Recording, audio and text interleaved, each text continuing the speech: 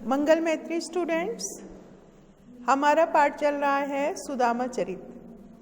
सुदामा चरित में अगला सवैया पढ़ते हैं हम।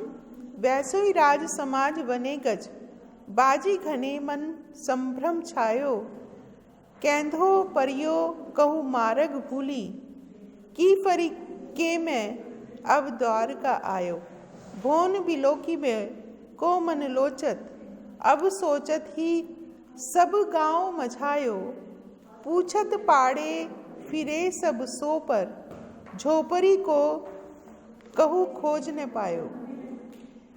इसमें सुदामा को श्री कृष्ण ने प्रत्यक्ष रूप से कुछ भी न देकर खाली हाथ विदा किया था। सुदामा श्री कृष्ण की महिमा से अनभिज्ञ थे। वे अपने आने तथा यूं वापस लौटने के लिए नाराज हो रहे थे। इसी मनोदशा में सुदामा वापस अपने गांव पहुंच जाते हैं। तो वैसोई राज समाज बने गज, बाजी घने मन संभ्रम छायो। वैसोई माने उसी तरह का, गजबाजी माने हाथी और घोड़े, और घने माने ढेर सारे, संभ्रम संदेह, बहुत सारे संदेह, छायो माने भर गए हैं, भर जाना।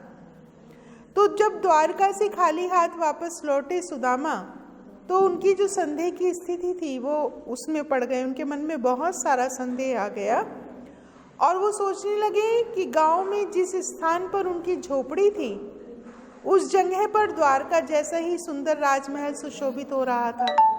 वैसे ही माने उसी तरह का राज समाज बने, वैसे ही राजमहल बना हुआ था और उसके आसपास भी द्वारका जैसी समृद्धि और समाज फैला हुआ था। उसके आसपास द्वारिका जैसी समृद्धि, वैभव और समाज फैला हुआ था।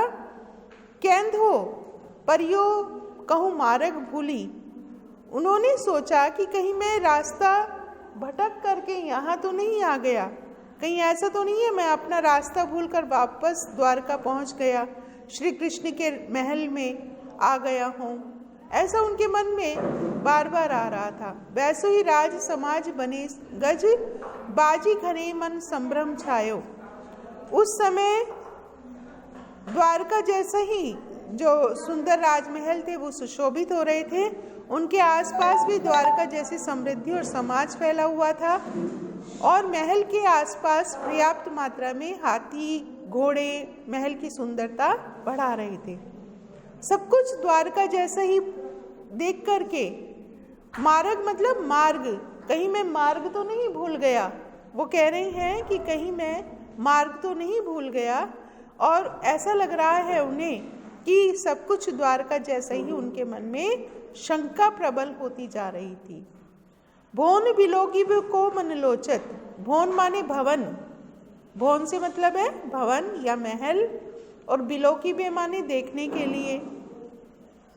और इन सुंदर भवनों को देखने के लिए मन में बार बार लोभ उत्पन्न हो रहा था, मन में बार बार लालच आ रहा था। मन यही कह रहा है कि इन सुंदर भवनों को यूं ही देखता रहूं। अब सोचत ही सब गांव मझायो, और वो सोच रहे हैं, मझायो माने खूब खोजा, और बिलोकी भी मैंने बताया था यहाँ पर देखने के लिए। लोचत माने ललचाते हुए, बार बार उनका मन उन्हीं महलों को, उनकी सुंदरता को देखने के लिए ललचा रहा है। और वो ये सब सोचते हुए सारे गाँव में घूमते फिर रहे हैं और अपना मझायो खूब खोज रहे हैं, अपनी झोपड़ी को। पूछत पाड़े फिरे सब सो घर, पाड़े माने ब्राह्मण सुदामा जो हैं वो सबसे पूछते फिर रहे थे, परंतु वे अपनी झोपड़ी को कहीं भी खोज न सके। झोपड़ी को कछु खोज न पायो, अपनी झोपड़ी को कहीं पर भी खोज नहीं पा रहे हैं। उन्हें उनकी झोपड़ी माने झोपड़ी, उन्हें अपनी झोपड़ी नहीं मिल रही है।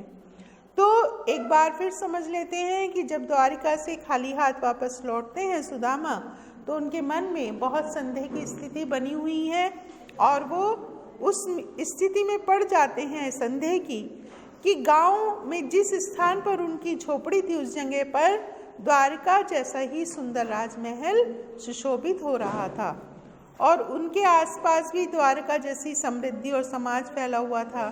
महल के आसपास बहुत सारे हाथी और घोड़े महल की सुंदरता बढ़ा रहे थे। सब कुछ द्वारिका जैसा ही देखकर उनके मन